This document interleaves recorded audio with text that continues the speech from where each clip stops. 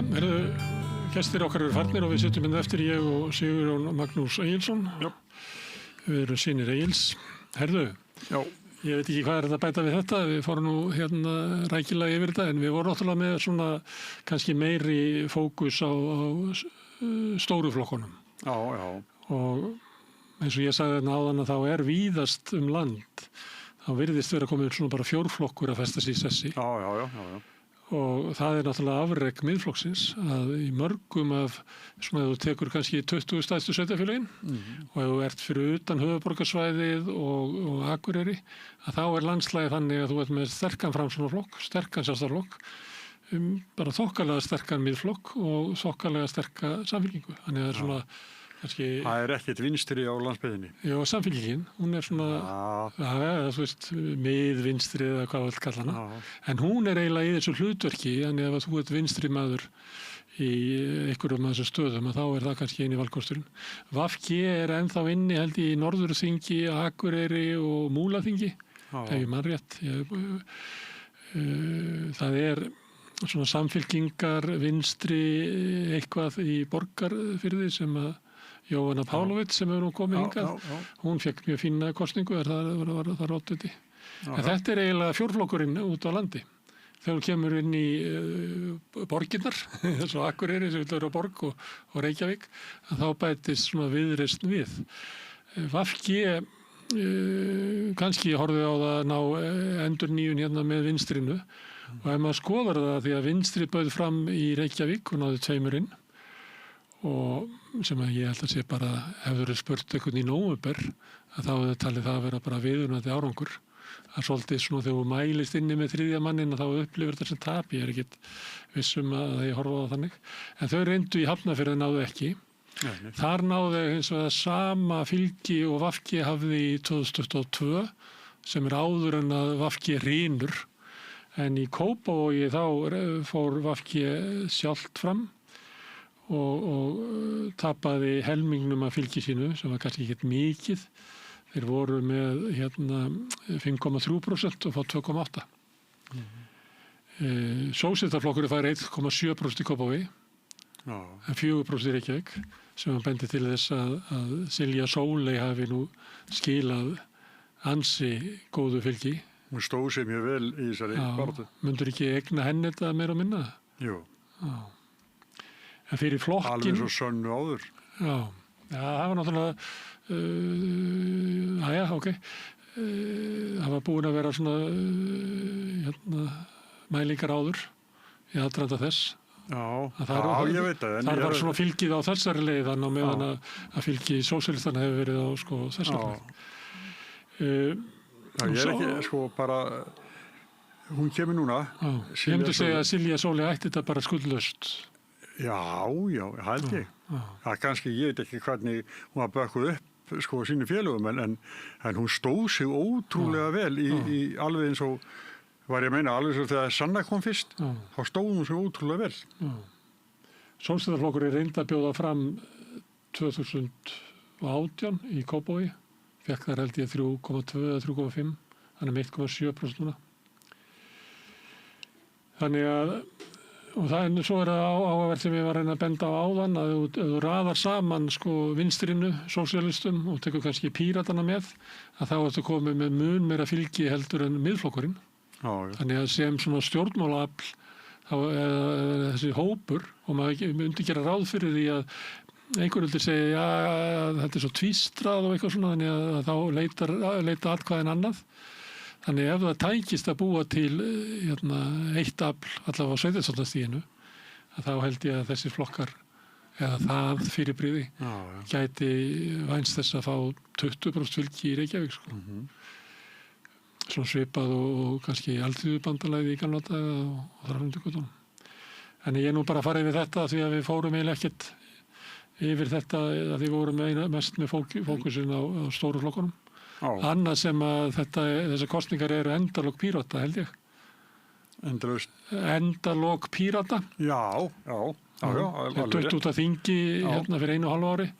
Þeir voru með 3 borgarfulltrúa og fá raunverulega þeir eru mjög langt í að ná inn. Það var náttúrulega búið þar áður en að koma kosningunum, þau voru farið, Dóra Björt í Samfylkinguna og ekkert hlutverk þar og Það voru með fengu síðast 3 fulltrúa, það oft sem einhver gengur úr flokki á þess að maður gerir ráð fyrir að taki fylgið og þú sást það kannski í prófkjöri Samfylkingarinnar, það var ekki að sjá að Dóra Björt kæmi með eitthvað fylgi með sér. Nei, ég að segja sko að samt sko hún var svona leiðtoginn þeirra í borgarstjórn.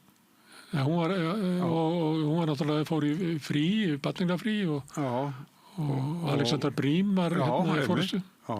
En þau skiptu þeim, vildu ekki, kannski sá Dóra Björt sæng sína útbreyta, hún vildi ekki ná að vinna prófkjör Pírata og fór þess vegna. En þau mældust inni á kjörtímabilinu. Það ekki þannig að þetta ekki svipað og var með VFG í þingkostningunum þar sem þau höfðu verið utan þings raunverulega í 9 mánuði fyrir kostningar. Það á ekki við Píratana. Þeir voru að mælast inni til dæmis í desember og eitthvað fleira. En fá núna bara 1,9% sem er rosalegt tap. Þannig að líklega er þetta endalok þessar hreyfingar. Já, ég held að. Þetta hefur gerst nokkuð hratt. Í borgarstjórninni voru með, hvað fyrir 1,5 ára síðan, voru starfandi þar 3 borgarstjórnar. Þannig að það verður einhver umræða svona vinstra megin í pólitíkinni. Framsóknarflokkurinn, við ræddum hann heldur ekki mikið. Hann fær viðurandi niðurstöðu víða. Er ekki Hafnarfirði og bætir við sig í Mosó held ég. Hann tapaði miklu í Skagafirði. Já. Það er svolítið sérstakt. Já, þar kemur miðflokkurinn sterkur inn. Já. Þegar ég er fyrir norðan, bara öllu Norðurlandi, þá heyri ég mikið í gömlum framsóknarmönnum sem finnst að framsóknarflokkurinn bara sinnir sér ekki og eru svona lindari miðflokknum sem er bara duglegri við að eiga samskipti við fólk. Þannig að þar held ég að uppbygging miðflokksins skaði kannski framsóknarflokkinn meira en það gerist kannski fyrir sunnan. Ég er ekki viss að þeir sem eru að elta miðflokkinn séu mikið að koma úr Framsókn. Ég er ekki alveg viss það. Framsókn hefur svona almennt verið lök í Reykjavík. Já, þeir fá til þess frábæra kosningu í Hafnarfirði. Voru með 13,7%, það fá núna 24,7%. Þannig það er víða sem að Framsóknarflokkur getur bent á svona raunverulega sigur sem að kannski Samfylkingin á í erfiðleikum með sem bara ná fótfestu og svona ef þú skoðar til dæmis það sem er kljúa sig út úr listunum að þá eru þeir ekki að taka kannski allt fylgiðis lista ekki frekar að þeir náðu að gera það í Reykjavíkurlistan. Þannig að þetta, ég vildi nú bara aðeins nefna þessa flokka. Já. Nú er að fara bara að sjá, það þarf ekki að mynda meirihluta alls staðar, það eru hreini meirihlutar til þessi Kópavogi. Já, en er það ekki rétt munað hjá mér að einhvern tímann gerðist þetta áður og þá kaus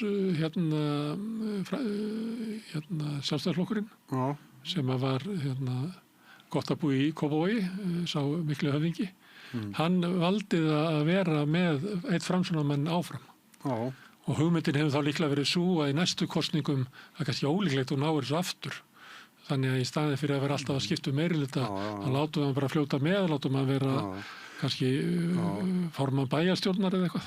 Sjálfstæðisflokkurinn og Vinstri græn voru lengi saman í bæjarstjórn í Mosó. Svo gerist það einu kosningum að Sjálfstæðisflokkurinn fær hreina meirihluta og hinn er áfram með sín eina. En hann var með í meirihlutanum og með þess að forseti bæjarstjórnar. En það er náttúrulega umræður nýja meirihluta í Reykjavík hljóta að verða mjög spennandi. Já. Að Ég held ekki reyndar, ég held þetta bara verði Viðreisn og Framsókn. Já, heldur að það verði of erfitt fyrir Sjálfstæðisflokkinn að vera með Miðflokkinn. Já. Vanalega er það þannig að þú velur eiginlega fæstu flokkana.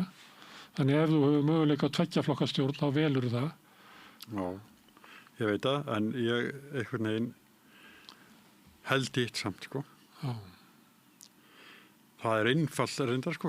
Einar Þorsteinsson náttúrulega hlýtur að segja bara já strax. Já, ég held að hann sem var líf og dauða fyrir hann. Já. Það ekki gott fyrir hann að vera eini hægri maðurinn þó, ég veit ekki, eini hægri maðurinn í minnihluta. Nei. Hann yrði náttúrulega með Viðreisn líka, já. Já, nei, það farið svo Viðreisn. Já. Viðreisn held ég að muni leggja mikið á sig við að komast inn. Já. Í upphafi kosningabaráttuna held ég að Viðreisn hafi séð fyrir sér að niðurstaðan gæti ég að fyrir orðið svo að Viðreisn réði hvort þeir eru hægri og vinstri og þar að leiðandi myndu þau kannski geta gert kröfu borgarstjórum. Viðreisn ekki þeirri stöðu í dag. Nei. Þannig að Hildur verður mjög líklega borgarstjóri. Hildur er búin að segja það, hún gerir kröfu til þess. Já.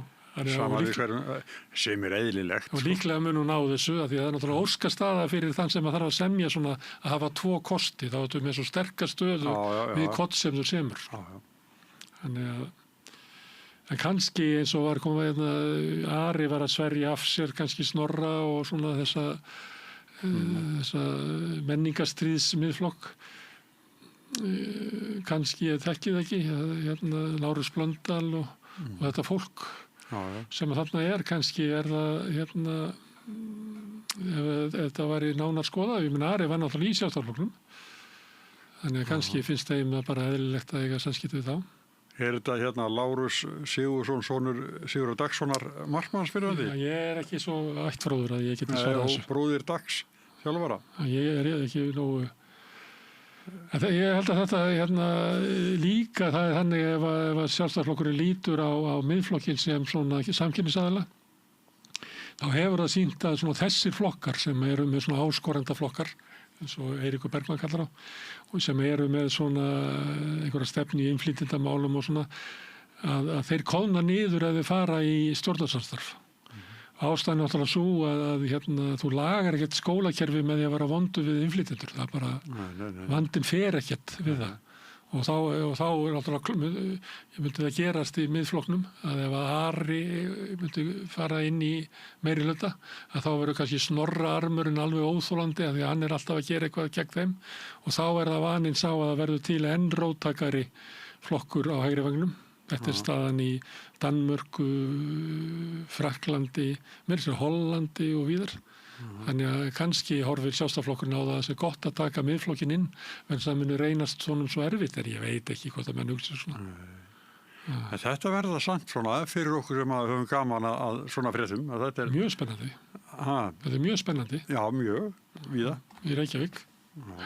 Herðu, þá segjum við að þetta séu bara lokin hjá okkur í dag. Við þakkum gestunum okkar sem hafa hingað komið og haldið upp í líflegu spjalli og Pétri Fjellsti fyrir að taka upp og senda út, en ykkur þakkum við mest sem hafa verið að hlusta og horfa.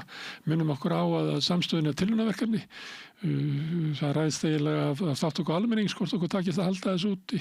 Þeir sem eru að bjóða okkur þetta efni eru fyrst og fremst áskrifendur. Það er fólk sem eins og þið sem eru að horfa og hlusta og vita að það finnst að samstöðin sé mikilvægur þáttur í íslensku samfélagi og hefur kosið að gerast áskrifendur til þess að styðja okkur í því að halda þessu áfram.